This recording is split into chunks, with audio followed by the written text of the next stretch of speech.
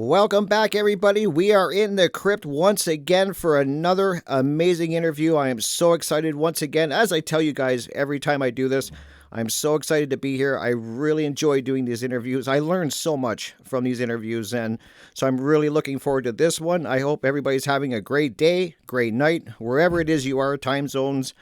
So, hey, it could be, I don't know where it is, what time it is where you guys are, but hopefully you're having a great day or a great night.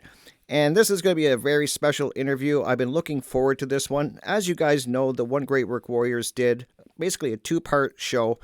And the first one was us guys on a round table talking about what it was to be a man.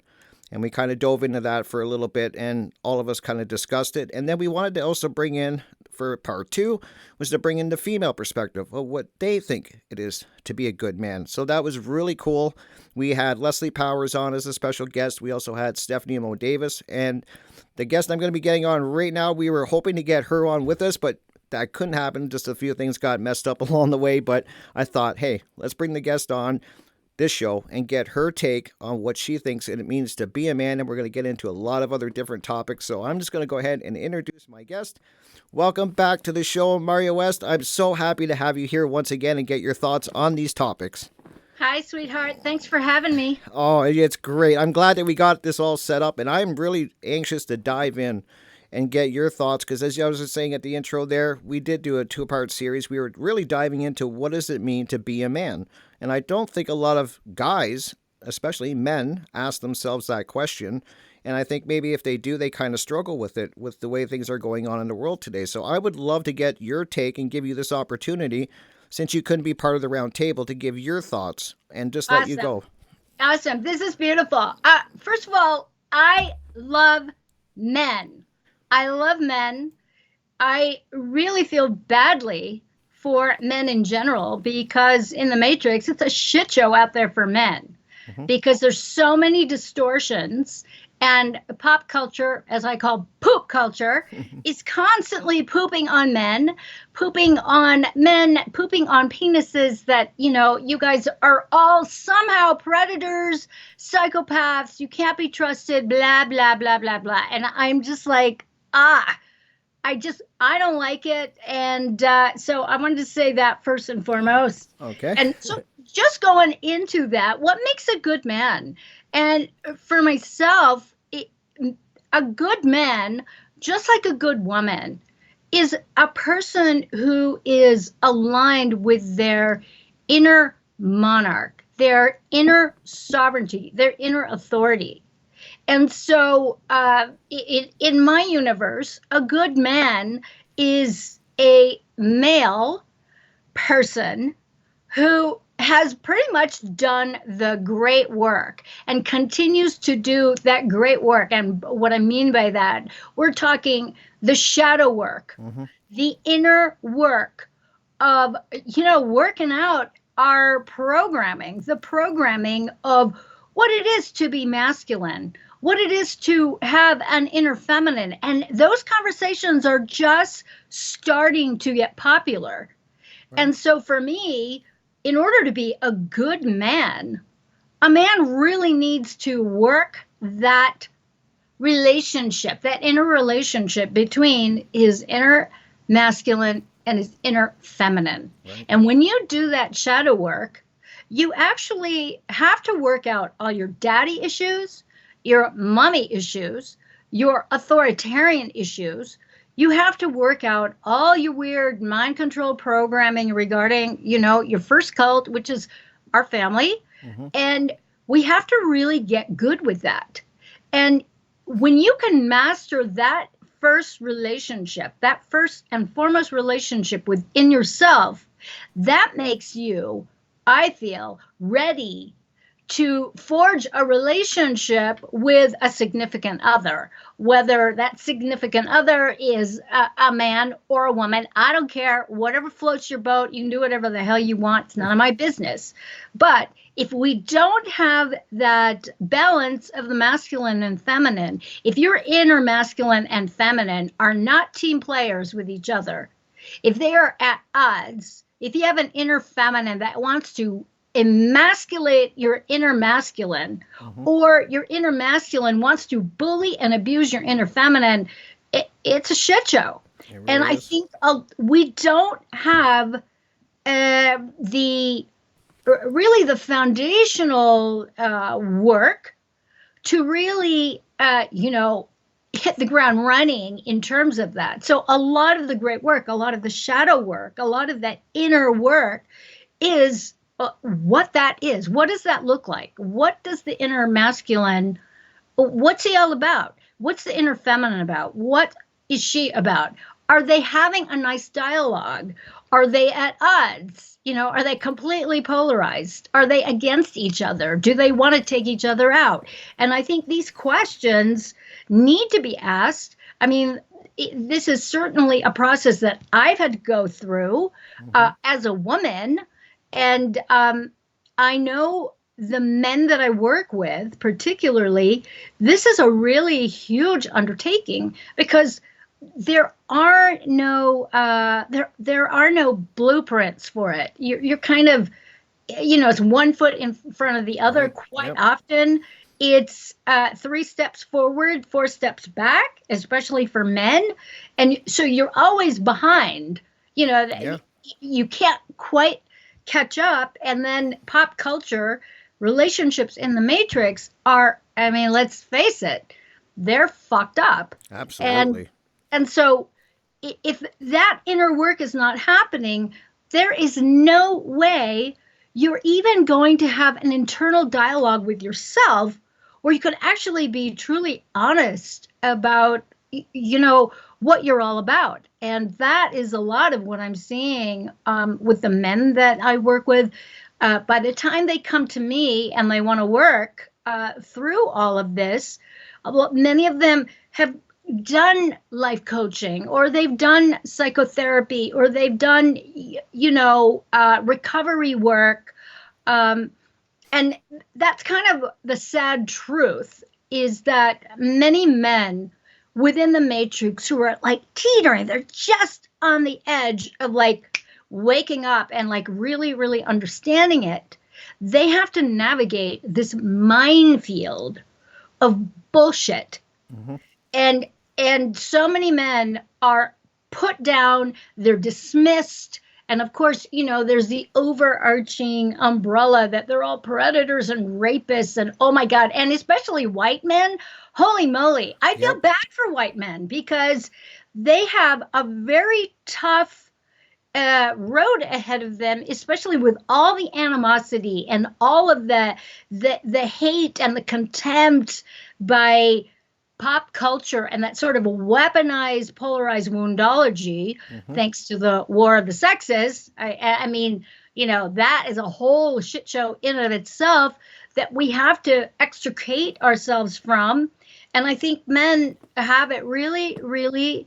I think the worst. I think it's harder for men to move into consciousness, not just because of all the stuff in the matrix, but and in particularly because it's not safe for men to feel pain, emotional, physical pain. Yep. They've got to somehow gloss it over and just be the tough guy, and all the sort of stereotypes of machismo that would seem that you're some kind of tough dude, where in truth, what I've discovered through working directly with the many men that I have handheld through their own process is that men, I feel feelings a lot more deeply than we give them credit for.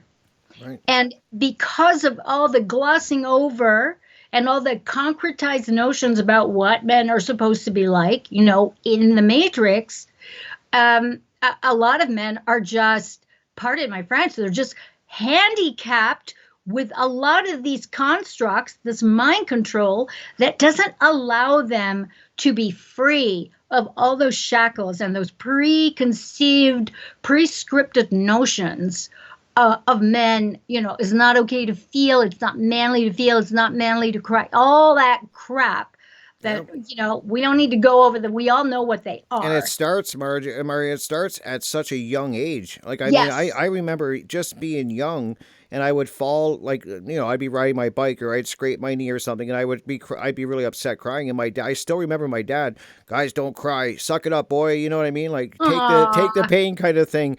Yeah. And that starts very young, that men don't cry, men don't show emotion. Yeah. Then they're, And so like, I love what it's, you're saying. It happens young and it starts young. And yeah. then that's what they're battling against. Yeah. It's criminal. It's really criminal. And when you even take it back to our point of conception, Hmm. right? We're already being pre-programmed.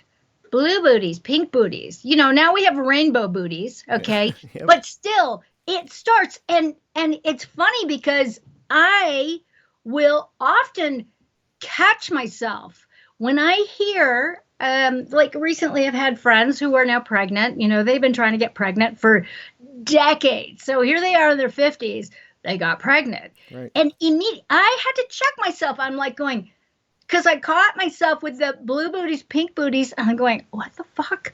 Like, it was so automatic. And I caught myself, I'm like going, whoa, girl, what are you doing? Already with the sort of mental projection onto my friends. And I brought it up with them, and they started laughing because they caught themselves doing it. And it was like all of a sudden, my friend is like looking through uh, like decor, baby decor. And Hmm. of course, everything is very formulaic, and it Yep. still is. So it starts, and we have to be aware enough and astute enough to like catch ourselves in the middle of that stuff, especially when hopefully you and I were the kinds of people that quote unquote know better, Yep. but it's still so automated that, I mean, I was snoozing at the wheel when I heard this and caught myself. So it's very, it's so ingrained in so many ways. So Hmm. the waking up and waking up and waking up and waking up and waking yourself up from all these preconceived notions, these automated, I call them thought balls of mind control, where boom, I was right there with the blue booties and pink booties. Yeah, it's a Rainbow reaction. booties weren't even included. You Yep. know what I'm saying? And it was weird. I'm like, wow, I gotta like really be more aware of that. And that's part of the insidious nature of all this mind control in the Matrix about the masculine and feminine, about what it is to be a man, what it is to be a woman. Hmm. And when I mention the tribe, our parents are our first interface on the templates for what it is to be a man, what it is to be a woman, what it is to be in relationship with one another. And unless our parents were like stellar, awakened, they'd done all their shadow work and they had integrated and they had also conceived you consciously, we are we are operating at a deficit Right. from the moment we're conceived, because all those automated programs are downloaded. They're downloaded through our DNA. They're downloaded through our tribe, Makes and sense. it is like it is a minefield to navigate, as you were sharing your experience, from your childhood Yep. of, you know, hurting yourself, and of course it's natural to cry and feel pain, and then it gets glossed over or it gets shamed and ridiculed Absolutely. by our parents, because they have not worked through those controls, those mind controls, those proverbial, this is how it's got to be because of this, that, and the other thing, mostly because you have a penis. Therefore, you shouldn't be doing certain things. You shouldn't have emotion. You shouldn't emote, and you shouldn't express that kind of stuff. So, you guys have your work cut out for you. Yeah, that's so messed up, Maria. That when I think about that. I think about it a lot. Like how guys are, and I'm glad that you brought it up that men are being attacked because they are. Like I see They it are. everywhere, and people sometimes get upset when you say that, but they are definitely there's an agenda against men right now, and There absolutely is. wow, I'm called a patriarchy apologist. wow, And I okay, just, I'm like, okay, whatever. yeah, That's on you. You want to call me that? You have no idea. So I used to be offended by that. And now I just laugh because it's an indication of really their willful ignorance of what men actually face. And I am not giving anybody a pass, right, yeah, man or woman, throughout the course of our human history of the atrocities that have happened. I'm not giving anybody a pass. But to make it all about that white men have done this and that, especially when the slavery controversy comes up, I mean, I hear the shit and I'm just like, oh dear yeah. It's God, like we're still wow. there. Yep, They're yep, still there. And, I just, okay, step away from the vehicle, move away, yeah, because you can't partake in those they're not even conversations. They just degrade into this name calling yep, volley of stupid, basically. So really, I yep, just step away from that.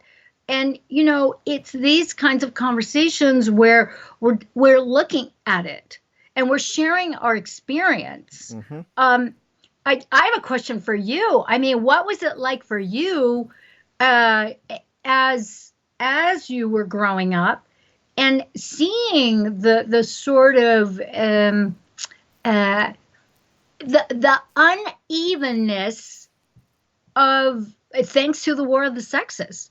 Yeah, it was. It's definitely like you said. It's been always there, and like even when I can remember, it wasn't as bad as it is now, but it was always there. And like I mean, yeah, we're talking Maria about a sensitive subject. I'm sure we're going to offend somebody, but I Oh mean, yeah, it's the truth, and we have to have these discussions. And I love it that me and you can do this. And when yeah, I was growing up, there was, and I can only speak for myself. I'm not blanket statement anything like that. I can only go by what I've experienced, and that's what I tell people all the time. Is that I can only go by what I know and what I've experienced. And when I was growing up, there was definitely a favoritism towards women. When I was growing up, like there just wasn't, and it's hard to explain. But and then, kind of men got kind of treated different. It was very, it's hard to put it into words, but like I was saying earlier, it was definitely the women were the more emotional side, um, and that was the way that and held like kind of treated more delicately, I guess. And then the men were kind of, you should be able to take a little bit more ribbing and like you should be tougher kind of yeah, thing is what I yeah, and that's what I kind of grew up seeing and it's gotten worse over yeah, the years, but that's what I experienced. It's hard to explain, to put into words for me. yeah, yeah. I totally get it. And so, and then when you juxtapose your experience as a man, as I experience and juxtapose myself and what I had to, the work that I had to do to like get over the fact that for me, I was raised by a man hating psycho and I didn't have a father around. Hmm. So I was already predisposed to this list of, you know, how awful men were. Unreliable, flaky, they're going to do what they're going to lie, blah, blah, blah, blah, blah, blah. I mean, I don't even want to repeat them because it's so absurd because at the end of the day, women are doing it too. Right. And I think one of the things that we have to like really face about the matrix when it comes to relationships is that we have a we the landscape, the climate of relationships, human relationships in the matrix is very dismissive. It is based on disrespect. It's based on this divisiveness. It's based on a very disposable culture that we have. That if it doesn't work out, we just get the fuck out. Yeah. There's always a back door. So one of the things that I did in my book, Effed Wide Open, The Rude Awakening of the Heart-Based New Humanity, is I dissected relationships. And in the Matrix, there are 3 levels of relationship. The first one has a lot to do with honoring nature, to be able to handle the elements, to be able to understand that if you're a human being, there's fire, you're going to get burned if you get close to it and you're going to touch it. So these are all the sort of basic elements where we start understanding our relationship with nature. Okay. I'm not talking natural law. I'm talking about nature, the weather, the elements, wild animals, warring people that may harm you, and to be able to navigate that. The second level of relationships is based on actual role playing. Okay. And this is the typical role playing where, the feminine is, as you were saying, she's like the meek. And so the role playing of the masculine, the strong masculine. Right. And these are these polarities. And it's based on agreement that the woman is going to look a certain way, be a certain way, and the man, the rich executive or the macho man is going to take care of her. That's the agreement. Take care of her and the children, right? Yep. And she's gonna be exchanging this, taking care of his house, blah blah blah blah blah. But this is all based on agreement, right? Very and true. It's based on all these preconceived roles. Okay.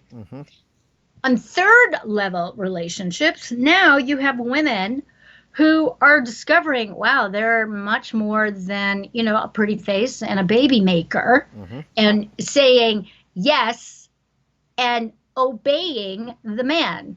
So in third level relationships, all in the Matrix, you've got men and women reverse role playing. So a lot of women are discovering, wow, I can be out in the world. I can do it all. Da da da da da. Yep. And men are discovering, I can stay home. I can be the house husband. I can be the child caretaker.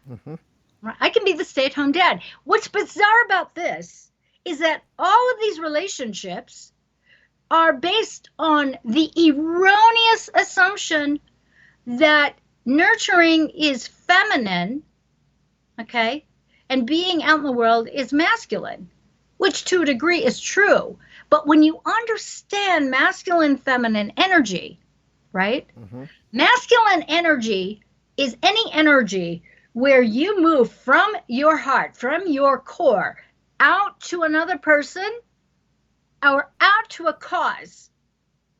That also means working outside of the home. So when you understand masculine energy, the act itself of child rearing and nurturing is actually masculine. It's not feminine. The feminine is the receptive principle. That makes sense. I have a lot of women who fucking hate on me because they can't stand this, but they don't understand that the reason why they resent so much of being the sole provider, the, mom taking care of the kids, is because they are exhausted. They are constantly pouring out their energy, their masculine energy, on and on and on, no resting. And it is a thankless job for a lot of people. And a lot of men are starting to understand that. So this is part of the sort of weird distortion, is that we don't understand the basics of the dynamics of the masculine and feminine internally. Okay. So we have all these notions that, oh, she's mom, it's all feminine. No, it's not. Okay. And this is one of the reasons why she's pissed off, is because there is no balance. When you're putting out all the stuff and you're not receiving anything back, Okay. Hmm. That is an imbalance of the masculine feminine energies. Right. And that's a whole other conversation. But I digress because we need to understand that. We need to understand the dynamics of the masculine feminine, which is why, in order to be a good man, in order to be a good woman, you have to have that relationship within yourself, within your own masculine and feminine. You have to have that shit down. And that's what And guys are missing. They're not doing that work. And some yes, women, too. I shouldn't yeah, just say men. I don't want to just say yeah, men. a lot of women don't do that work. Yeah. And it is tricky because the masculine feminine energies are not static, they are dynamic, and Right. it's all about balance. And so that is first and foremost. And then when you come together as man and woman and you attempt to have a relationship, I mean, let's look at the relationships in the matrix. I mean, look at the dating apps. We've got hookup culture. Yep. That's what it is. I just It's covered a topic on that, Maria. We just did a whole show on dating apps and the hookup culture. Like Oh literally, I my just God. it's a nightmare. Excellent. Excellent. Because that's what it is. It's hookup culture. Yep. Ooh, hookup culture. I don't want to catch any feelings. Like it's some fucking disease. It's like, oh my God. And it goes back to this disposable relationship. And the disposable relationships are very much hallmarked in the second and third level of relationships. Hmm. So, in the second level, the woman is always looking for the richest, the toughest, the most whatever. Yep. Bigger is better. Yeah. Big buff And guy. Yep. exactly. And if she doesn't get that, well, she can she can level up. Hmm. And he can too. If she's not doing what she's supposed to be doing, he can level up as well. And in the third level, so the tit for tat relationships is, well, I did this for you today, so tomorrow you can do that for me. Hmm. It's a negotiation, okay? There's nothing wrong with negotiating. You have to learn how to negotiate. Yes, Absolutely. but this tit for tat, keeping score, keeping score, is just ridiculous. And I know the few relationships that are operating from the fourth level, what I call heart based on the heart chakra levels. Hmm. Okay. The first level relationship is based on survival, first chakra. The second level, this is all about the second chakra. So it's money, sex, power, domination, and submission. That's where most people are stuck. Yeah, When I think yeah, about it. they are. They Yeah. are. And then Yep. you have the third level, which is based on the power center. So the power center is about this neo equality. Okay. Neo equal, and I say neo equality because it's bullshit. Hmm. It's bullshit. And all of these relationships have a back door. You don't like it, you move on. You can get out. Yeah. And Swipe. that's Swipe part of right. that disposable nature. Okay. Hmm. Now, in heart based relationships, the heart based new humanity, these are folks, you're part of that. I'm part of that. We're endeavoring to go deeper in this as we continue to do the shadow work, as we continue to up level our thought quality, our emotional countenance. And when you do that, all of your actions get up leveled as well. Why? Because we are working the Hermetic natural law principles. Okay. When you start working those principles, in addition to doing the great work and applying all of your shadow stuff and holding them against the glare of the Hermetic natural law principles, all 8 of them, my friends, this is where a lot of stuff gets interesting. Right. And I know I do couples facilitation. And so a lot of couples, when they come to me and they're in trouble, a lot of it can be alleviated by asking from the very beginning, when you first get together, the hard questions. Because if you don't have a shared morality, you don't have a shared world universal view, you don't have the same values, what the fuck are you doing? Right. Well, why are you even together? Yep. And because and this is how the unconscious role playing comes up, because if you ask those questions and you're on the same page with your answers, heart, mind, body, soul, all that is coordinated with your answers and they line up, the roles are they're irrelevant, because the action and the dynamism of the masculine and feminine internally between men and women, and this goes for gay, bi, straight, trans relationships, I don't give a shit. Okay. Okay, there is always a masculine essence and there is always a predominant feminine essence in the relationship, whether you're male or female. I don't care what anybody says. And if people want to fight me, bring it. I don't care. Okay? Because my point is when you have these shared values and these shared moralities, okay, you are going to be more able to blend, come from the heart, align your thoughts, be on the same page in terms of your vision for your life together. And people don't even have these conversations That's crazy. because in Yeah. the Matrix, you know, you meet, maybe you get married, you have kids, you have da da da da da, because that's just what we do. That is as far as it goes. Yep. And I think of the dating apps, Mario, too, because you're kind of skipping. Like I was talking during that interview, I was just telling you about. We were talking about when I was growing, when I was younger, and in the dating scene, there was like an art to dating. It was a process. You know, you kind of met somebody, usually through a friend, or you bump Yeah. into somebody, you start seeing each other, go to dinner. You know, all of the old fashioned things like going out and getting to know each other. Yeah. And now you have these dating apps, and I have friends that are on these dating apps, so I see what they're doing. They're swiping left or right, and it's like you said, it's a hookup culture. Yeah. So they're Yeah. kind of missing the whole process that you just said, which think I've been married 25 years, and I can tell you that what you're Awesome. talking about is really so true. And me and my wife did have these conversations when we started dating. We asked these tough questions. We wanted to make sure that we are on the same Yeah. page. And it's not, how do you Absolutely. do that in a dating? How do you do that in this culture where it's so disposable? People aren't even getting to know each other. They're kind of Yeah. like, they just miss the dating, go right to the sexual thing, hook up. And that is really, Wow. that's a shit show in and of itself, because Absolutely. people don't understand.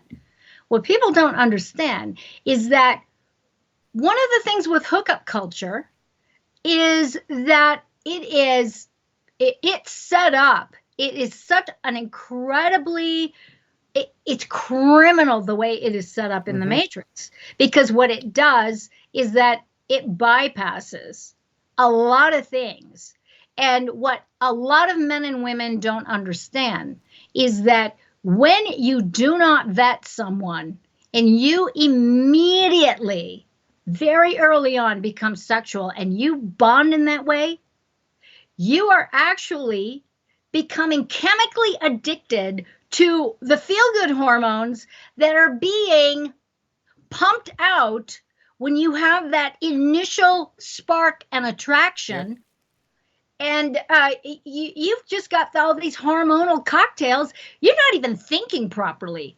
Right. And you don't even know who these people are, because, in my opinion, one of the things that a lot of these online social media apps have created is more and more and more every single day. More narcissists, sociopaths, and psychopaths Absolutely. are developing because they can. There's no accountability. And it doesn't surprise me whatsoever. And it's shocking. It's really, really, really shocking. So on top of that kind of danger, the danger of being uh, biochemically addicted to someone because you bonded too early sexually, and you think that shit is real. It's not real. Nope. It isn't real, people. It isn't. God, you're bringing up so much of what I talked about, and it's so great that we're talking about this because I think it needs to be talked about more. because I like I said, I have friends that are in this dating culture, and I'm so glad I'm not in it.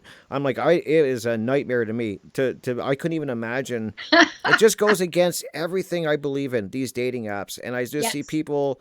And then don't even get me started on the accessibility of porn now. So then you Oh add that yeah. to the dating apps, Yeah. and it's a recipe for disaster. But that is where it's at with Yeah. people. And Yeah. then now they're telling us, and then you see the whole COVID thing where people are distancing themselves. It's a really big problem here. It's not just Yeah. one little thing. They've really encompassed everything Oh, I know. to really And tear it all apart. I call it a minefield. It's also a mind field, MIND, Right. because you have all these people with their wish list. There's nothing wrong with the wish list, by the way. Right. Okay? Because if you're actually working the Hermetic natural law principles, the first principle of mentalism, okay, up level your mind, come from a place of your true divine self, understanding that the universe is mind. Mm-hmm. All is mental. All is mind. The universe is, you know what I mean? Yeah. So as you up level your thought quality, if you can come from a place where you see yourself as divine and you project that divinity out to everybody else that they are also divine, and you're very clear about your values, your relationship values, your worldview, okay, your morality, what it is that you want to create with someone, you are going to be more attractive to that same person, because when you work the principles, you understand you are complete within yourself. Right. And a lot of people don't even understand what the fuck that means. That's true. We're making lists based on what we don't have within ourselves so that we can find somebody, oh, complete me, help me, fix me, love me, be with me. It's like, Yeah. Yeah. it's just like, yeah, this is called a shit show. This is conditionality. These are the within the matrix, these are the kind of templates that most people in the matrix, the zombies, have for relationship. You look at any sitcom, or you look at some of these reality TV shows, Mm-hmm. Gewalt, it's like, what the fuck? The psycho, social, sexual, dysfunctional, codependent, yikes. Yeah.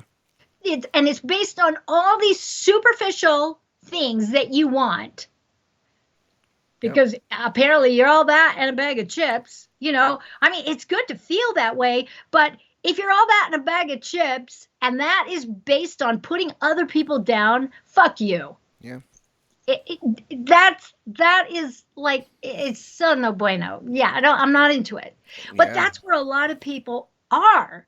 And so it's funny because I get a lot of queries, and so there are lots of people who will like see me on some podcast where it's not based on truth, and a lot of the presentations that I've done, often I'm quite met with people like, oh, we didn't see that coming, because they have no idea where I'm coming from. They take one look at me and they have all their assumptions, that because I look a certain way that I'm going to have some like bimbo thing going on regarding relationships. And I start talking about this and they realize, uh-oh. Yeah, whoops, wrong woman. We need to get her off the show right now, because we don't understand what the fuck she's talking about. Well, good. Those people are not going to want to work with me. Okay? That's so true. Yeah. Because I am not about superficial relationships. I'm not about hookup culture.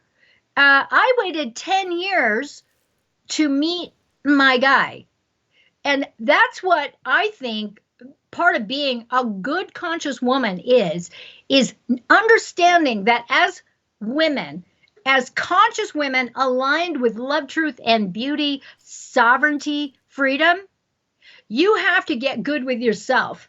That if the man that you're looking for doesn't show up, or if he shows up in your life and he is anything but conscious, you let him go. Yeah. You don't settle for that ever, even if that means you're never with a man as long as you live. Because as women, as conscious women arising, we are actually the gateways to conscious presence on this planet. We are the gateways to the heart-based new humanity. And that means that we have to hold the standards. And you don't let unconscious man or unconscious behavior anywhere near you, let alone inside you. I know that sounds mean, and maybe people are offended by that, but I don't care. Why would you want unconsciousness inside your body? Yeah. When you have worked so hard to purge yourself and purify yourself of all unconscious, dysfunctional, codependent, matrix, shit show relationships. Why? Yeah. And then why would you want to have a child with them? Like, why would you want to have children with them? And that's going on too. Exactly. Wow.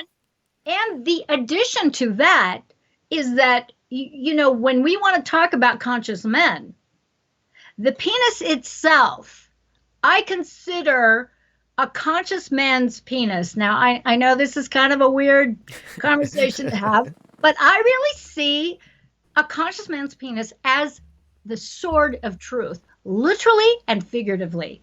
Because by the time you purge yourself of all of your unconscious programming, all of your mind control around what it is to be a man, what kind of women you need to be with, blah, blah, blah, blah, blah, and you get that shit straight, you're not going to want to be inside a woman who is unconscious, okay? Because your penis is going to absorb all of that dysfunction and the energy of that in and of itself.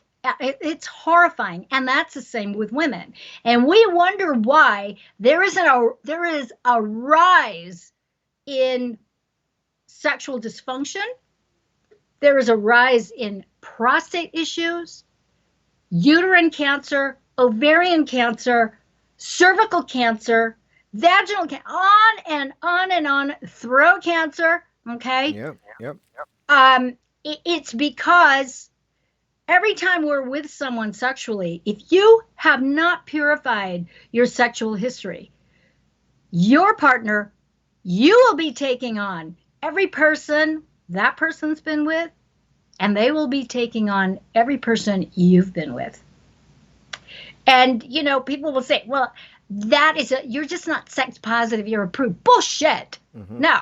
And I've done it all. So, you know, I'm not, you know, I'm not a prude. I'm not chaste. I've done all kinds of stupid shit in my life sexually, you know, and you have to do that inner work to purify yourself and be in alignment. It makes total sense. And a lot of people, Marja, aren't doing that. They're not doing that inner work. And I see that's where the problem is first starting. I'm glad that you really are discussing this because, and I know it's uncomfortable for people, and like I said, I'm sure we're going to offend people, but that's fine. It's what we do, Rick. It's okay. And that's fine by me because if we're speaking truth, then, you know, that's the way it's got to be spoken. And if anyone can say that the dating scene and that is normal and healthy around them, they're not telling the truth because I'm seeing like relationships, even in the circles of my friends, marriages that have been, people have been married 20 years.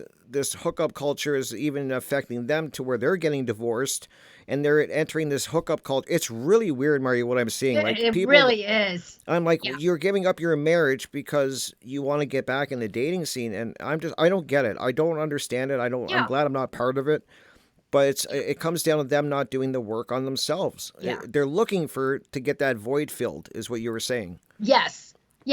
And that's the thing. It's like, all right. And that's why the first and foremost relationship that you have to forge and you have to get good with and intimate with is with yourself. Yeah. You know, you have to romance yourself because by romancing yourself, you're going to know all of your nooks and crannies, all the shit that triggers you. Yep. Because we don't get to project that stuff onto our partners, onto our relationships.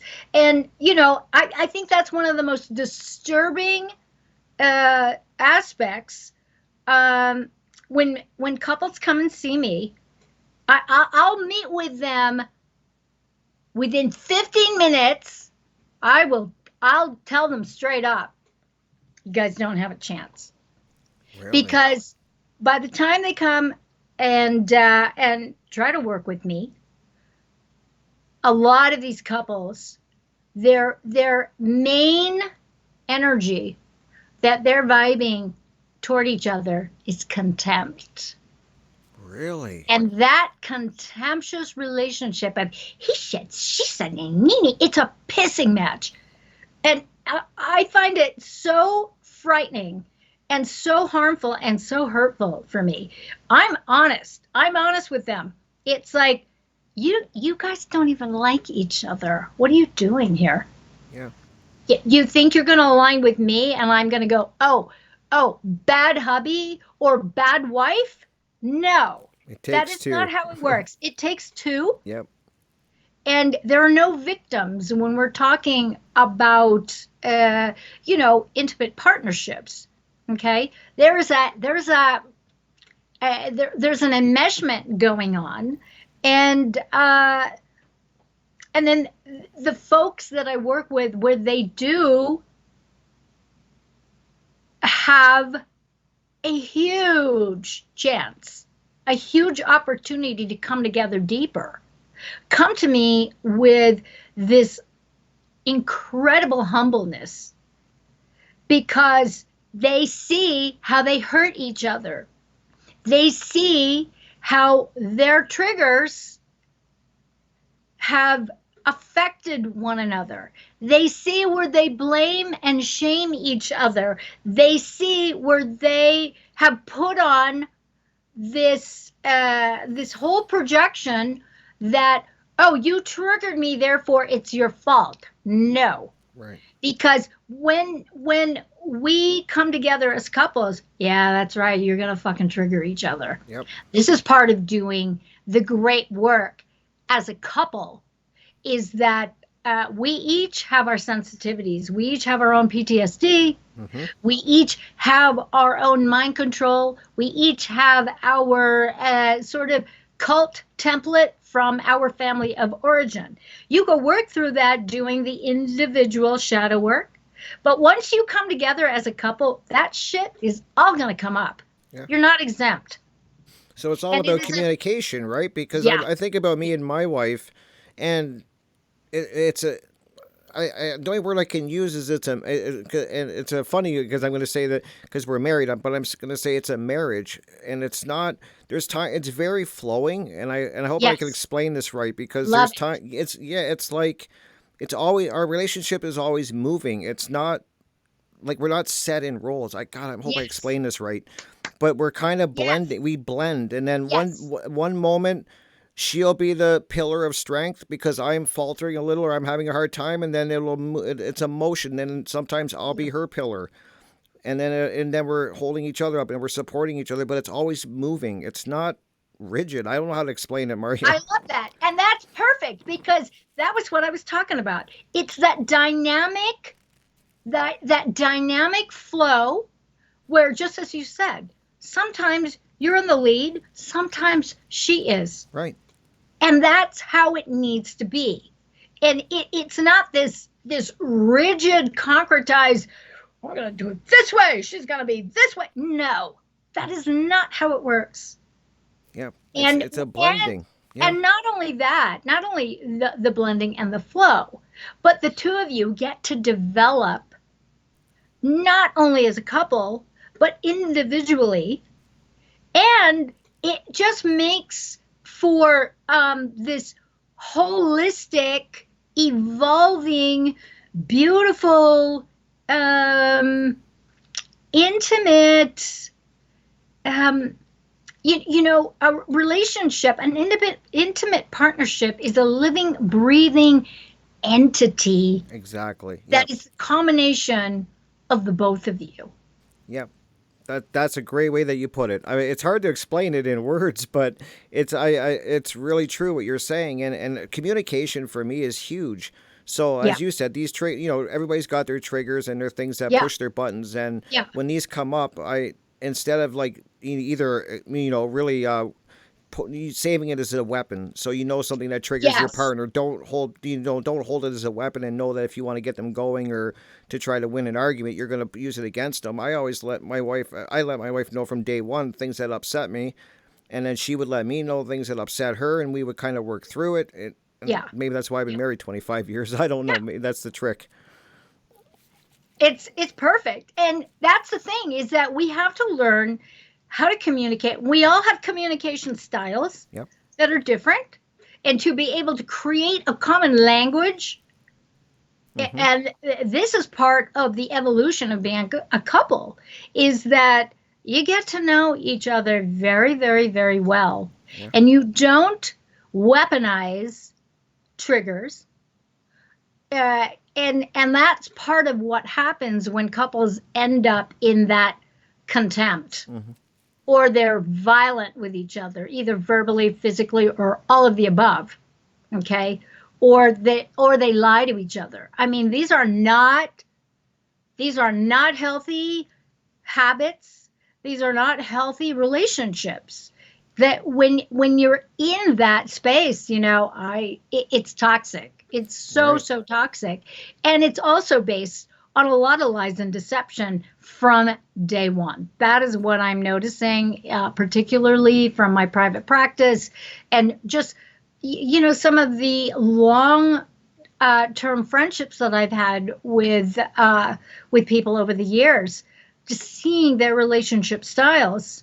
Um, and it's very, very sad to witness that. I find it heartbreaking, you Yeah, know. yeah, I get what you're saying, and I wanted to ask you because I'm thinking, because I always say that my best friend is my wife. Like I consider her a friend as well, and I know that probably sounds funny, but I mean I really look at her as my best friend, and then that's how I see it, and then everything else that goes on top, obviously my wife and that, but I think you have to become really good friends Yes. before anything else. And then what I see a lot of people talking about, and I'm glad I kind of thought of this because I want to get your opinion. I think a lot of guys, and probably women too, I would like to get your thoughts on this.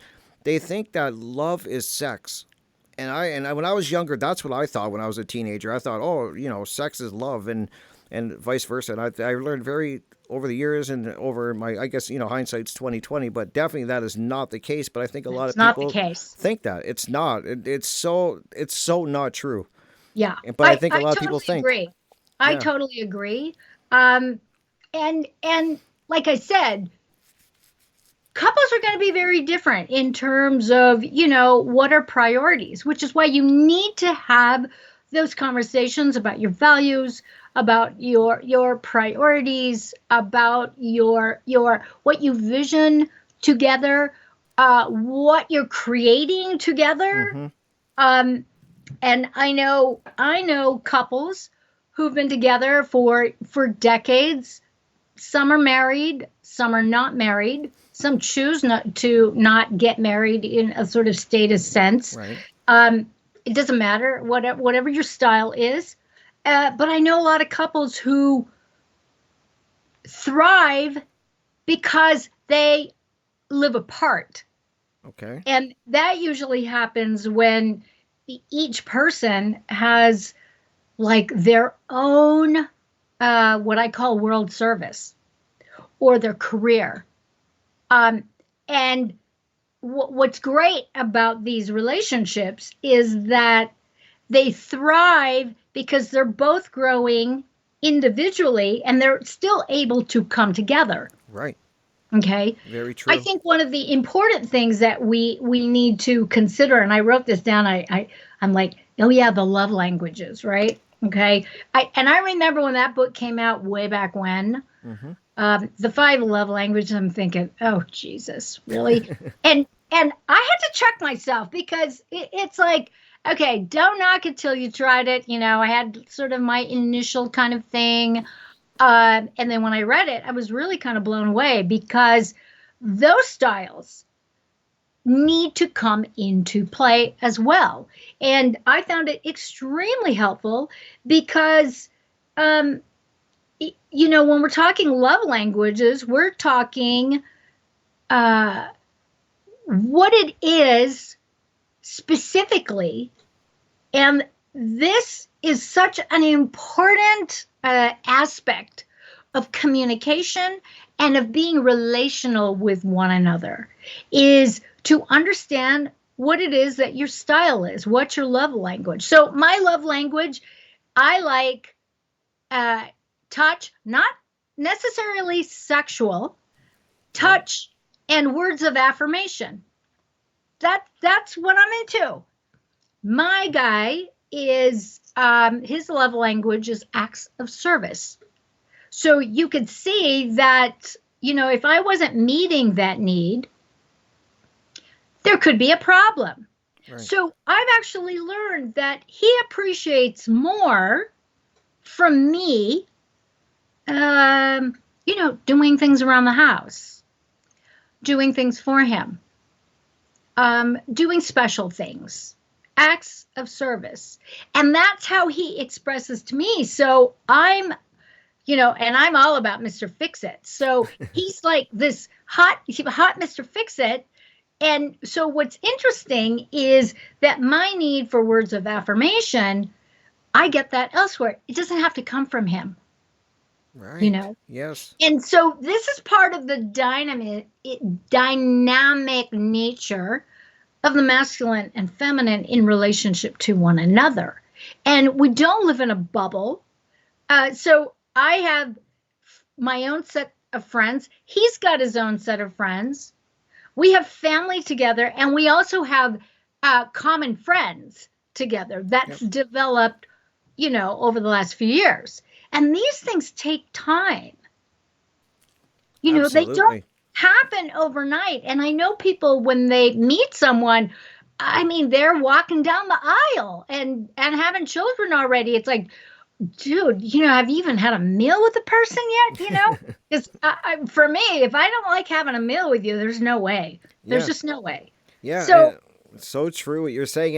yeah, And I'm thinking too, you bring up great points that you have to have your separate lives. And I've told people that because I've yeah, had people ask me over the years, like, how does it work? Like, how have you made it that long? It's very important that you're bringing up such valuable stuff, Maria. Like really, you're wording it perfect because it's so true. I think in my relationship, she has her set of friends and her life, and I have mine, hmm but we meet in the middle. But yeah, we're not stuck to each other. Is a good way I can right, put it. We're not right, like don't have to be included in everything together. We don't have to do yeah, everything together.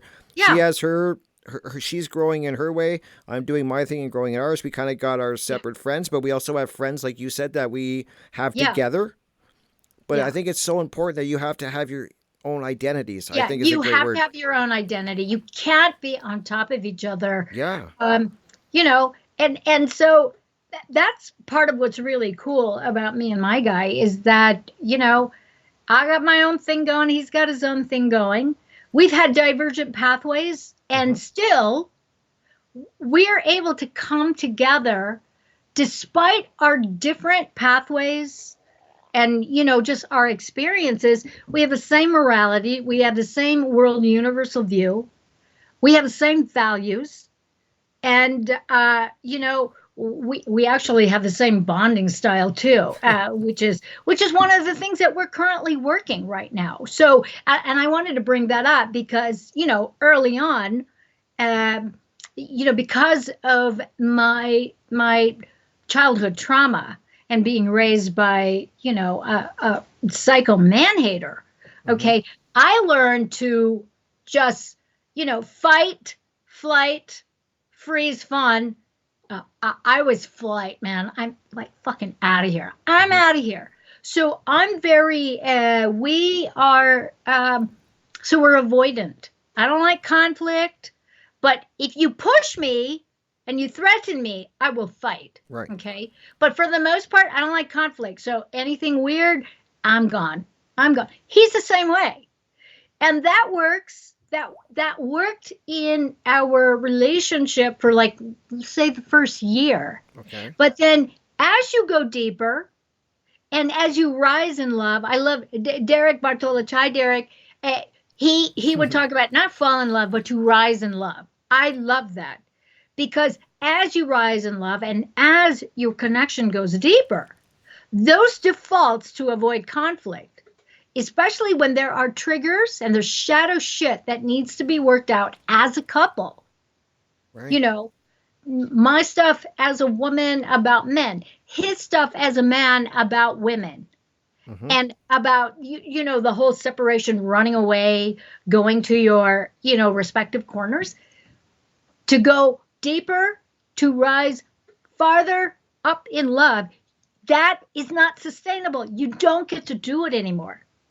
So one of the things one of the strategies that we have, and I'm sharing this, I'm being very humble about this, is that, uh, if I drove over there, and he's only 7 miles away from where I am, if I drove over there, I had my car and shit went down, I was out of there.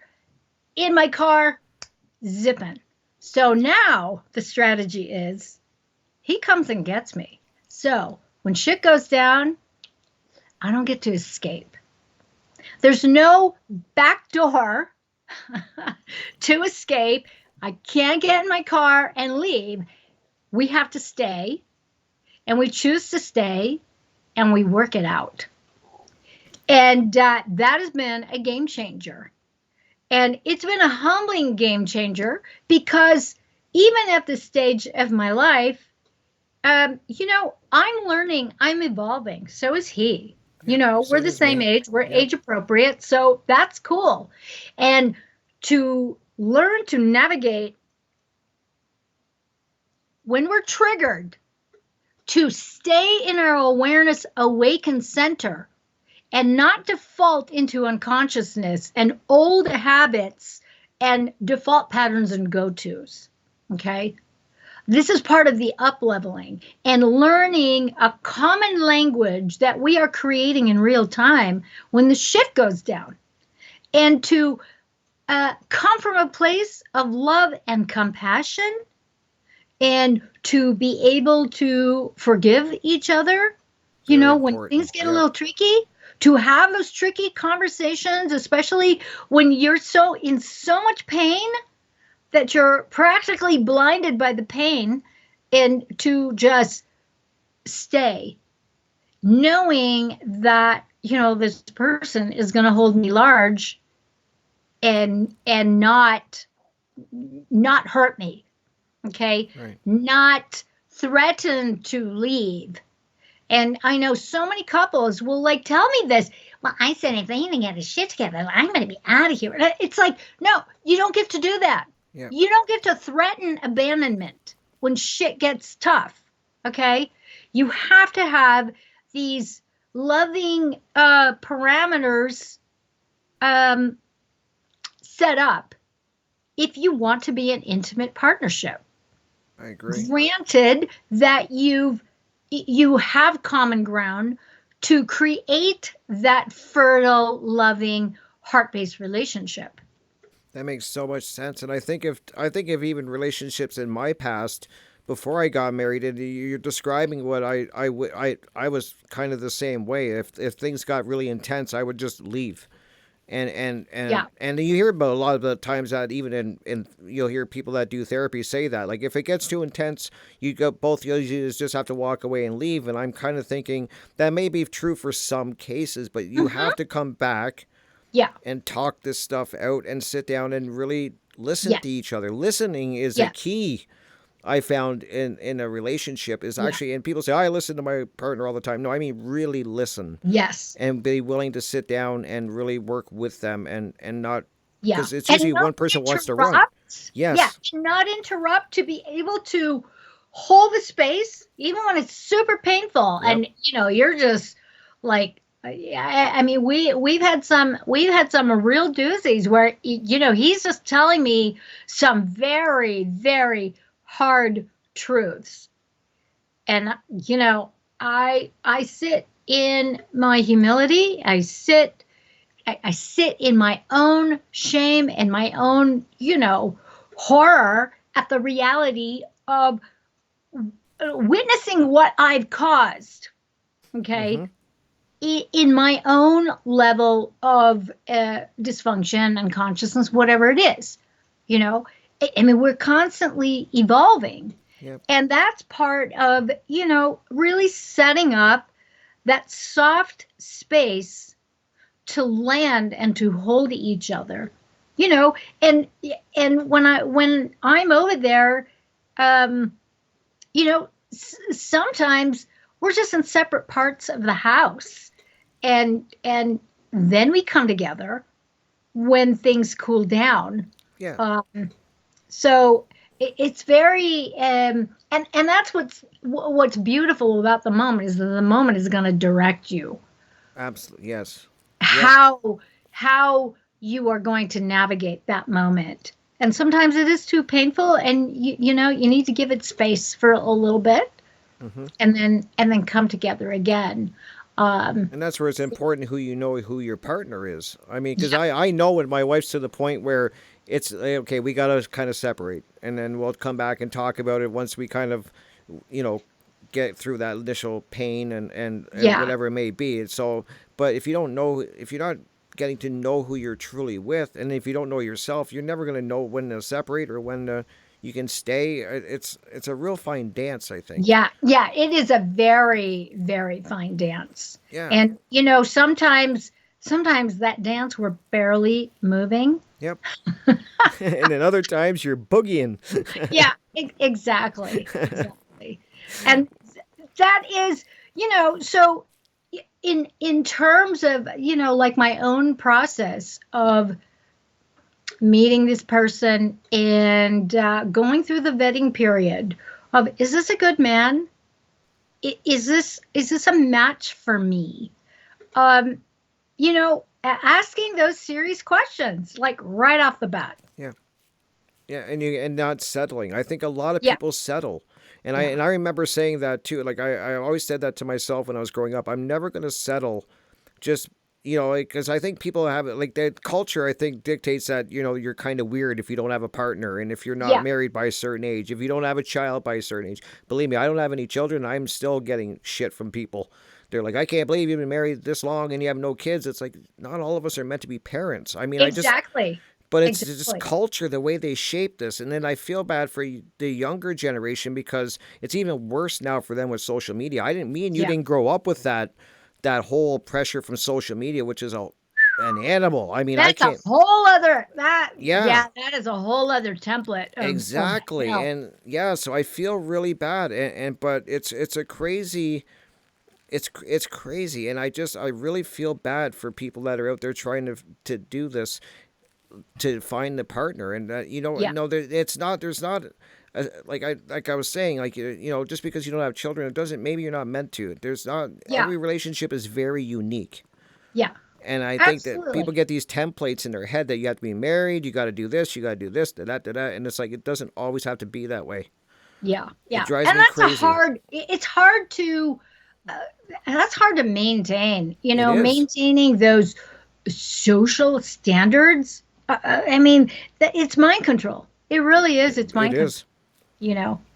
And it's like I wow, and I wonder too because you see, and then the way they program, I like we were saying earlier that it's all this mind control and it starts so young for both men and women, because you have like you look at social media, you look in the magazines, all the shows that they're pumping out, what they consider that you should consider what an ideal man is, the Yeah, buff, good looking guy, got lots of right, money, right. and then you got the woman who's super slim and got the big boobs and Yeah, all of very. that, the pouty lips. Yeah, and it's like this is And then the not reality. princess programming, all the stuff that Mark Passio talks about, in the unholy feminine, and Yeah. and just all of that. I mean, I was just like, I grew up with that, but I didn't adhere to a lot of that because so much of my childhood was all about surviving. So I wasn't exposed to a lot of television and a lot of movies, media. Hmm. But still, there were like for Halloween, for example. I always wanted the little I wanted to be the queen and the princess, and so all of that kind of stuff. Yep. I was a fairy. I was the fairy, so that was okay. But still, those mind control programs that the happily ever after, right? They go into the sunset and everything's Yep. great, but Prince nobody Charming. talks about the morning after, like what the fuck happened afterwards, Yep. Yeah. It's really, yeah, it's just crazy because I think of like the fairy tales, and that's what people like. The guy thinks he has to be the Prince Charming, and the woman's waiting for the White Knight to come and to rescue them, and it's going to be this fairy tale romance, Right, and it's right. just like it's not reality. It No, just it isn't. really isn't. And we're so disappointed with that. I mean, we just had Valentine's Day. And so that's always had like an edge for me. And me and my guy, it's just so funny because we don't do any of that kind of thing. Neither do I. And we just kind of like laugh. Although this time around, we got invited to a college basketball game, and which we went to, and then it's so funny because I'm like thinking to myself, okay, so we're gonna go to the basketball game. I'm not gonna eat any of that crap. I want to eat good food, and so we just kind of winged it. And in my mind, I'm like going, oh my god, okay, everybody's out right now for Valentine's Day, Hmm. and we're never gonna get a table. Blah blah blah blah. We go into this. Here's this Italian restaurant. We go there. We get seated immediately. It was so awesome. That is It awesome, was so actually. awesome, and we'd never been out. We'd never. I don't even remember the last time I was on a Valentine's Day date. I don't think I ever have been. So Yeah, it's a weird day. weird. I think I looked at because me and my wife are the kind of the same way. Like I mean, we're not big on these like the Valentine's Day thing, and which I think some people have told me is kind of weird. And I'm like, I don't. I kind of treat my wife like you treat like the way people try to treat each other on Valentine's Day. I treat my partner like that. I try every day. Aw, that's so I really sweet. do, and Yay! I'm not blowing smoke up people's ass. No, I know you're not. My wife would vouch for this. I tried to 25 years later, I'm still trying to do the little things. And I will tell people it's the little things that fucking matter, man. It's not these Yeah, big things. It's these little things yeah. that matter. And I've even had my wife say that. Like you focus on the little things and that's what matters. And I Aw. try to be I try to do something very kind anytime I can. I don't understand why you can only get flowers on their birthday or I know, right? Valentine's Day. If I'm around and I see flowers that she likes, I'll buy them and bring them to her for no reason. Oh, But I think people are that's missing that. sweet. This art of that's what I was saying at the beginning, Maria. This art of dating is Yes. lost. There's Yeah. an Yeah. it's You're wooing. You're you have to wooing woo, your yeah. partner. And Yep. it works both ways. Yep. This is not a man thing or a woman thing. It works both ways. Yep. Yeah. Absolutely. And that's what I try to tell people too. And then even if then once you're in a relationship and the years go on, you don't stop. Like Yeah. I think a lot of people they wonder why their marriages are falling apart or their Yeah. relationships, and it's because it's I don't want to say it's work, but you have to be conscious of it at all times, and you have to be Yeah. willing to do the little things, and that's what matters. Yeah. These Go things go matter. the extra. Nobody wants to do that anymore. I know. People are just it's that lazy, disposable, convenient kind yee. It really is, and it worries me. I mean, that's why I'm doing a show with you on this, and I've done shows just previously, like that I just did recently on this whole topic. We got into the porn topic and everything we're talking about here with dating and the Yeah. apps because I do see it a problem because I have single friends around me, and what's really scares me, which Mary, I'd like to get your thoughts on, is now I've seen this new thing. I don't know how new it is, but where I've talked to people that male and female where they're at to the point where they're so discouraged with dating that they don't even want to date anymore. There is an acronym for it. I can't remember what Yes. it is, but these are Yes. people that are just like I'm done. Yeah, they're done. That's They're scary. That's they're scary. done. They don't want to go there. I have a lot of women friends who have cats and dogs. That's what they have. They don't want to date. They don't even want to have guy friends. That's what I'm They're saying. just they're just done. And I know men are the same way, you Well, know. how do we fix that? That worries me. Like, it really does. Like, Yeah. this is a It, bad thing. it's very, very sad to me, and I'm not sure it could be fixed, especially when um like I'll have to say, and perhaps this is my own misconception, my own judgment Hmm. about these people. It's very nihilistic. It's like, and there's definitely a thread, a certain modality where it's all or nothing.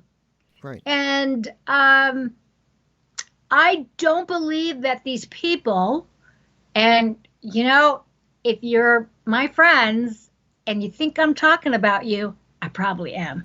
So just to say, I'm just saying, um, a lot of these people have not up leveled their thought quality.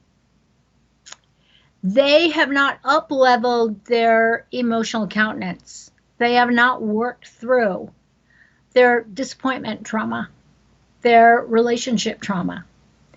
And um, what I've witnessed in terms of the dating habits of these folks Hmm. is that, once again, all or nothing, bond super, super fast. Oh, the guy's hot, and immediately the sexual relationship Hmm. has already, it's hot to trot, and then it fizzles. Why? Because they discover the person is married, has a relationship, has got problems, doesn't have any um aspirations, Right. all that kind of stuff that could have been eliminated from day one if you had the conversation and asked the question, rather than relying solely on superficial initial attractions and becoming sexual and then getting bombarded by all of those feel good hormones. Makes sense. And Yeah. I mean, these are the things that I've witnessed. Um, I and see it in my I life. Yeah, I see it oh, happening around me. yeah. I just see it. And then, like I said, we didn't even get into the porn thing. Maybe I'll have you back to, we can talk about that sometime because Oh, that's, I led for a couple of years a men's group where that was the topic. That was the topic, their addiction to porn. And it was one of those things where I had the opportunity to take over this group from a therapist friend of mine, hmm, and I was at that point uh, studying for this ministry, and so I just took it on, really, to have the experience. And I was already working with survivors of trafficking at that point, and so it was an opportunity for me to really get a sort of bird's eye view, kind of a fly on the wall immersion into what was going on in the thoughts of men. And a lot of it was not what I thought, really. which was kind of amazing. A lot of it was very painful, where a lot of these men were, just awkward in their sexuality. Um, you know, I know from my own experience as a young person, the whole thing of let's hurry up and get it over with. Yep. Gotta be home any minute. Yeah, that kind of shit. Yep. So there's that performance issue, being ridiculed. So there were these commonalities that I'd made all these assumptions that these guys are just boneheads. They're boneheads or douchebags. Blah blah. They weren't. Yep. There is reasons behind it. Wow. Oh. Oh no. I think we froze up, Maria. Hopefully you come back, but if not, I will keep you here for 1 second longer, guys. Oh, good. That You're back. Okay, good. okay. All right, so I'm back. So I don't know if you missed that, but uh, I set up consequences for their addictions, and so and we did an honor system where if they, you know, kind of messed up and indulged, Hmm. that a $50 bill was going into the cookie jar, Wow. and so I mean, you know, it's like where can people be accountable where it's going to hurt their pocketbook? So that was one of the ways. In fact, we all came up with that. It's like, okay, what if we had, you know, it's like kind of the cuss cookie jar. You say a bad word, put Yep. a nickel in or whatever. Yep. This was a $50 bill, and it was actually quite good. And um, and a lot of our conversations were mostly around unwinding the trauma around performance anxiety, being guilted and shamed for being impotent. I mean, just all these things. You know, these guys were not perverts. They were not, they, you know, and the addiction just set up a way for them to feel validated Right. privately. It was a false validation, though. Hmm. You know, it's like, and each of these guys were longing, yearning for partnership. They wanted intimate partnerships, but they were so shamed and so ridiculed in so many ways throughout their sexual lives, and didn't have a way to like work it out, that it was easier to just do the porn habit, and that way you could just be unconscious and get off and move on. Yeah. Yeah. Yeah, that, So, I've heard people say that yeah, that's kind of I've heard a lot of different reasons, and everybody's case once again is individual and yeah, unique. But yeah, I've heard people say what you're saying too, that is a lot of it. I think a lot of people just think that anybody that's on porn or like you said perverts or, yeah, and yeah, it's not like that. I know, and I know yeah, a lot of, I've talked to a couple of my guys that I know, and they were like, you know, they is exactly what you just said. They're longing for a relationship, but it's yeah. so hard to find a good partner Right. when you're looking for quality. I mean, if you want to Yeah, do the hookup thing, hey, that's easy. You can probably yeah, find a partner in an hour if you want a quick little get it yeah, done and out the door. But like I've yeah, talked to people and they're like, to find the quality people out there is yeah. getting harder and harder. Right, And so they right. kind of just get stuck on the porn thing and they kind of Yeah. just like, that's easier. And there was also the notion that they would be instructed in a way to find out what women liked. And I was just like, no, No, dude, yeah, no. no, no, no, no, no. I'm sorry. You know, you could inspire that maybe, but if you think that's what us ladies want, no. I know, I can. No. That's what my wife says too. Like, I hope they don't like. And that's why I feel bad for guys that are in the dating. Especially, I feel bad for women that are in the dating scene because guys are getting programmed by this porn, thinking that this Yeah. is what all women want. So then they get into a relationship with a girl or a woman, and then they try to do this on the poor woman. And I can just see the woman going, "Hey, you ain't doing that shit to me, man." Like I don't know, but it's just, Yeah, exactly. and I Exactly. feel bad because it's once again this mind control that they're doing. Yeah. It's really disturbing, and Yeah. that's the best Yeah. way I can put it. I just And it's see, projective. It's yes, projective. yeah, You know, one of the things of unconscious sex is that our five senses our five senses get hijacked, and one of the most hijacked of our senses is our eyes. Our visual, our vision is highly programmed. mm-hmm, And so all that visual stimulation, you could be with anybody and you can conjure that shit up in your imagination, and you're already unconscious. You're not even with a person. They could be anybody. yep, And so we talked a lot about that. So we had some like very intense conversations, and and I think for me, I was the perfect person to do it, because I'm not a man hater.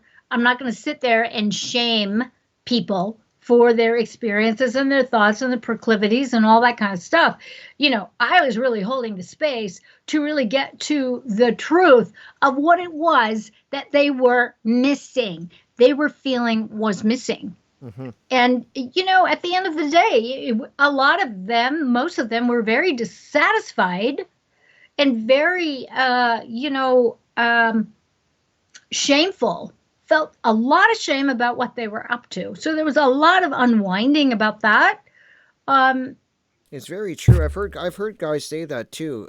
That after they do watch porn, there's that right afterwards. There's that moment of shame. Like yeah, they're yeah, just like I'm, and then I'm never doing this again.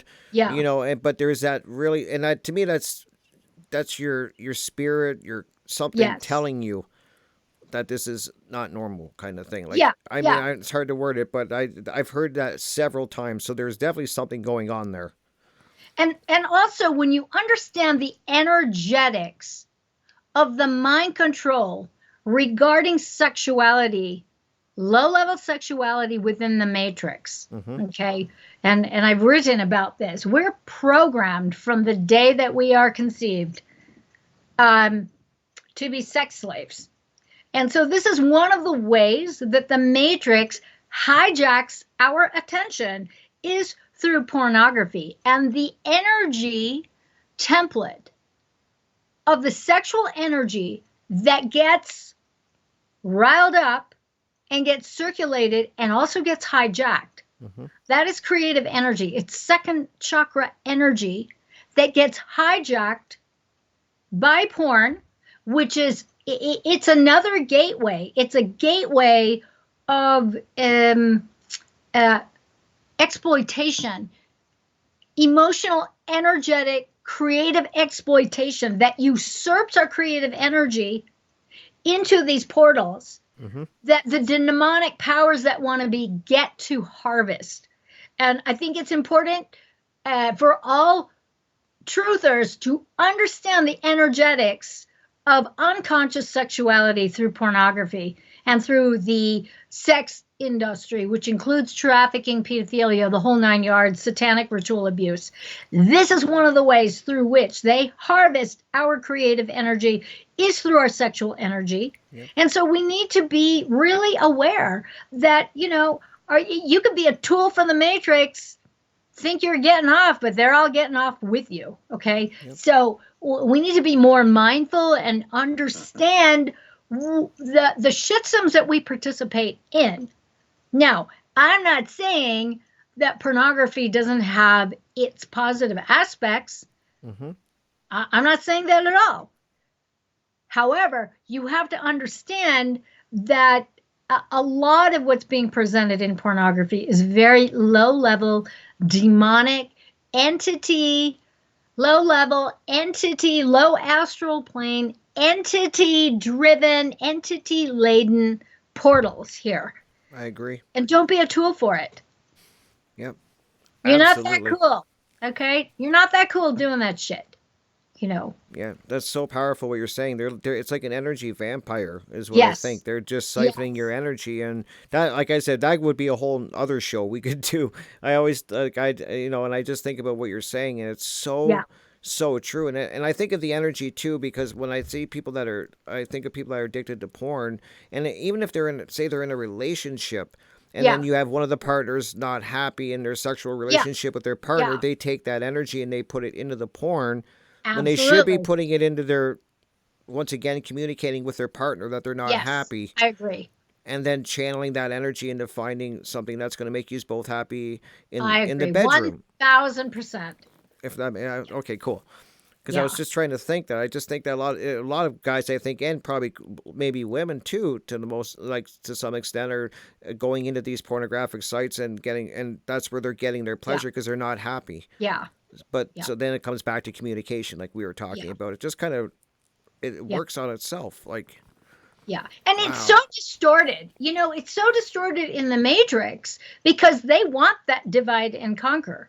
absolutely, yep, Sexuality is the lowest common denominator that is easily usurped, that's easily hijacked, and everybody gets a charge out of it. Woo. mm-hmm, And so it's got so many devastatingly destructive feedback loops yep, on so many levels. And then, when you go into like the portals of the dark web,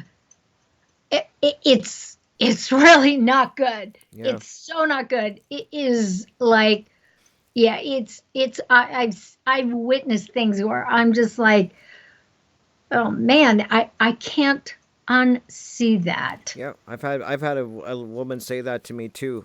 She's like, there's certain things that I've seen that I on these sites that I can't unsee, and they Yeah, kind of just slip it in. It starts yeah, off innocent, and then they'll slip yeah, in, and that's the yeah, trick is they kind of nudge you, and they slip this in, and then she's like, I couldn't unsee it, yeah. and It's really fucked up. it It's is. not. It's a There's nothing dark. loving about that. No, that's not love. That's what I was saying earlier. That a lot of people I think really think that sex is love, and it's not. It just isn't. I mean, love's involved in sex, but I mean, that's not the act of sex is not love. Yeah, yeah. If you do you not agree with that? I could. I'm I'm with you. okay. I'm totally with you. There is a difference between sex and making love. Absolutely. I have people argue with me all the time on this. Yeah. And Yep. and that conscious love making, you can only access it by exiting the matrix, being in fourth level relationships, Hmm. and a story. Everything else is an imitation. You're Yeah, it's kidding not yourself. genuine. Yeah, Exactly. it's not real. It's not genuine. It's not real. It's about chasing an orgasm for a lot of people. That's exactly what it is, and that's a wow. Thank you so much, Maria. I mean, I could keep talking to you for hours, but I don't want to keep you too much We will longer. continue on. We will continue on with this. I mean, It's a you're just huge you ask topic. all the right questions, and it's great to be able to have these conversations with you and be real. Yep. You know me. I very rarely will hold back. Well, that's what I love about you because that's how we got in. People are in the mess that we're in. It's Yeah, because of this holding back yeah, and don't talk about this. It's too dark. yeah, No, I mean I'm going right in. Like this has to yeah, be talked about because the porn problem, the relationship problems, the mind control that's going on in this matrix of social yeah, media that's going on. I'm yeah, seeing it affect people in my immediate yeah, vicinity yeah, and my friends around me. Some of my friends, I'm seeing it. So yeah, nobody's going to tell me it's not having a negative effect because yeah. it is. And then I could get into the whole what they're bringing in, like trans people in the school system at a young age. That's Oh another my whole one that God. I've seen 3 times in my life now is having a negative effect. Yeah, yeah. So Yeah, we're not and going to tell me. Yeah. that whole scene has been completely hijacked Oh because yeah. Yep. the trans people that I know, they are not down with the weaponizing and the politicizing Mm-hmm. of their process, which has been extremely painful. Yep. So they're not down with it at all, and it really is another yet another facet that's been hijacked by the Matrix, Yep. where it's weaponized for political reasons and to really instill a lot of fear porn Mm-hmm. and just yeah, it's Add just confusion crazy. it's adding confusion too because as I was Yeah, saying, I know people where their children are coming home and they're saying like I don't know if I want to be attracted to boys or girls and they're very young saying yeah, this. yeah. And then I have another friend of mine whose son has been basically told that he's too masculine at his age and I'm like what the Oh fuck does boy, that even mean? I don't know what the fuck You're that means. it's like That's just like horrifying. yeah, it's like he's Oh brother. he's ashamed of being too masculine because he's got facial hair and he's like more, I guess he's just getting facial hair before the other kids. I mean, it's Oh just boy. every class had that when I was growing up. There was somebody had like that, but they're shaming him because he's too masculine. And I'm just like, "Wow, what is going Wow. on? Wow. Isn't that all Uh, crazy?" yeah, that's insane. And That that's is what he's dealing with, insane. and it's really upsetting him. It's not something like I mean, some people maybe listening might laugh at that, but it's really upsetting them. Yeah. Yeah. Kids need to be kids. They need to develop how they develop. They need to be kids. Exactly. Yeah, absolutely. I can't argue. It's so true, Maria. Wow, but I will not keep you much longer. I promise. I'm just going to give you the floor. Let everybody know, Maria, what you're doing, what you're working on, where they can find all your What am I amazing working on? content. Well, currently I am teaching a class on pelvic floor reconstruction with my survivors. And so this group is currently based in New Zealand and in Australia, and Mm-hmm. it is a 7 week immersion uh, in that the work that I do, this is not just emotional, energetic trauma deactivation. There's also a lot of physical components where we get to learn how to be in our bodies effectively, how to change our relationship with touch and with pleasure. And so that's kind of what I've been working with, in Amazing. addition to keeping track and keeping on track with my writing. I've got that 3 volume book that is in the works, and that's taking a lot of my time and energy. And of course, my videos, endeavoring to upkeep the twice weekly videos. We're in season 325 episodes. That is a lot of work. Yeah, we're in season 4, and Wow. what's cool is that I realized, wow, I started this on the 2nd of January 2020, right before, the COVID Yeah, hit. yep. And I was deported from, being able to work in Europe. So I had to come back to uh, America. And of course, within 12 hours of my return, who do I meet? I meet my guy. So obviously, it was kismet. Yep. You Meant to know happen. so, yeah, meant to happen. So and that takes a lot of time and energy to reprioritize my life, to make my relationship a priority, which is really, really great. And you're one of the leading templates for that, Rick. Yeah. Your relationship with your wife and your relationship with family. Mm-hmm. And I think it's great. It's such a great evolution for me. Awesome. And how do people, if they want to get start working with you, do you have a website that they can? Yes. And So I'll make sure I put it in the my description. website is lovetruthandbeauty.com. It's the same with my YouTube channel. I'll send you the my link tree. Okay, perfect. That'd be great. Yeah. And I'll make sure, guys, I leave that in the description for you. Please check out Maria's work. It's amazing. She's putting out amazing content. You're going to learn a lot, guys. So I'm going to leave this, like I said, links. I'll leave for you, link tree, whatever Maria wants me to leave in the description. It will be there for you guys. So please check it out. And I want to thank you, Maria, so much for taking the time to You're so come welcome. and My chat with pleasure. me. It was and I mean, you're always welcome back. I tell you that every time because it's true. You're welcome back anytime. I would love to continue this discussion because I think we covered a lot of great things, but there's a lot of stuff we just scratched the surface of that we could dive in deeper and try to help people All right. It's on. navigate through all of this. It's on. All Yay. right. Well, thank you so much, Maria. You have a All great right, day. sweetheart. You too, and I will take care. Bye, dear. Ciao, Thank darling. you. All right. Take care, my dear. Bye. Bye. Well, there we have it, my friends. Wow, what an amazing interview. What an amazing discussion with an amazing person. I really do enjoy these interviews that I do with Maria. I learn so much from her energy and from her knowledge, and I just really always have enjoyed my discussions with her. I enjoy her content, and I just really learn a lot from it. And it's so great to actually have her be able to come on and actually let us, to give her thoughts of what she thinks it is, what it means to have a good man and what it is to be a good man. And then also talk about what it is to be a good woman.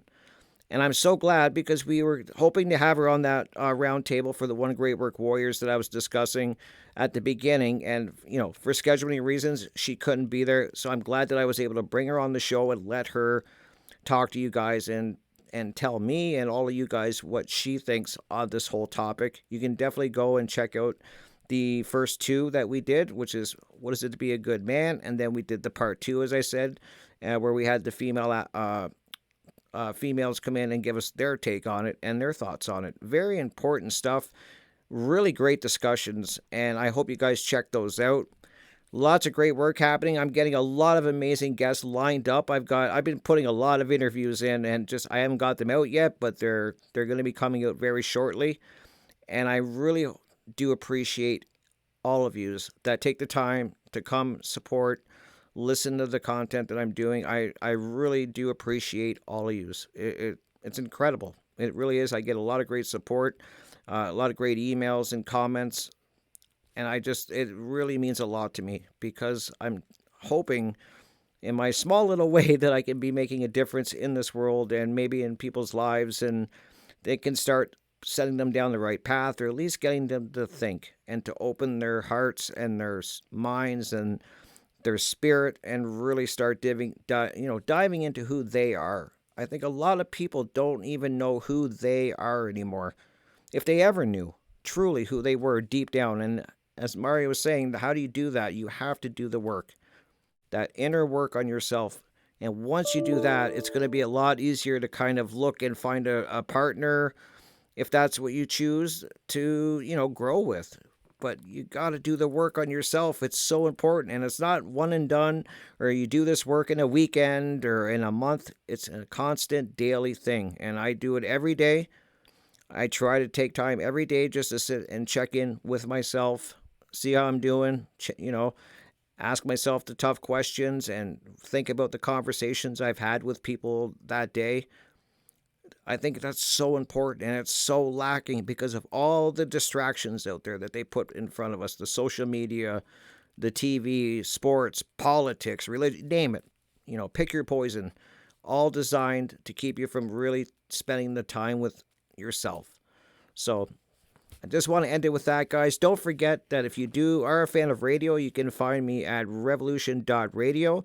I'm there 3 days a week, guys. I'm there Friday nights. I'm in the Hawk's Nest from 8 p.m. till about 10:30 p.m. Eastern Standard Time. Then on Saturday evening from 6 to 8 p.m., it is the Crypt Rick and Jonathan show, where we bring on amazing guests. And I'm my co-host, who's amazing, Jonathan Wright. We are covering a lot of great topics there as well, and bringing in some great guests, really discussing some important topics and trying to find solutions. So please check it out, guys. That is the Crypt Rick and Jonathan show, Studio B, 6 to 8 p.m. Eastern Standard Time. And then you can also find my show, Crypt Rick's I've Been Thinking. I'm on Monday evening from 6 to 8 p.m. Eastern Standard Time in Studio A.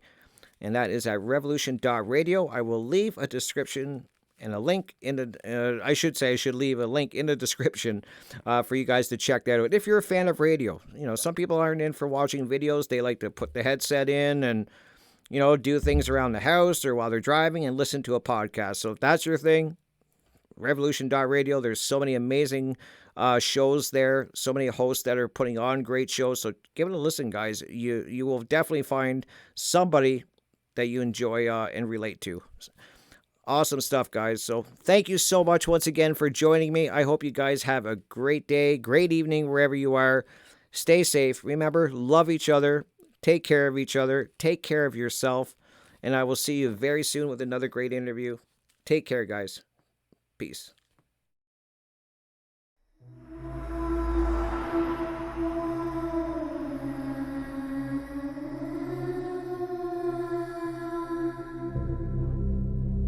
Are you interested in the paranormal, murder mysteries, cryptocurrency, and thought-provoking interviews? Then check out Crypt Rick's I've Been Thinking on YouTube, or every Monday night at 6 p.m. Eastern Standard Time. Studio A at Revolution Radio, freedomslips.com. Welcome to the Crypt.